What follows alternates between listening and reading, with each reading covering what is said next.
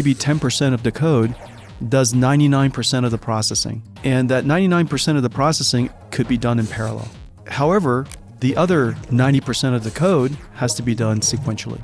It turns out that the proper computer, the perfect computer, is one that could do sequential processing and parallel processing, not just one or the other.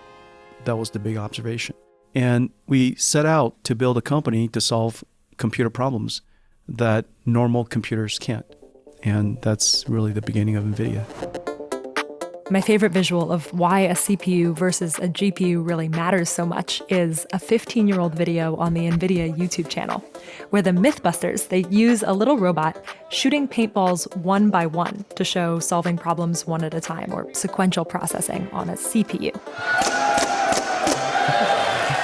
But then they roll out this huge robot that shoots all of the paintballs at once, doing smaller problems all at the same time, or parallel processing on a GPU.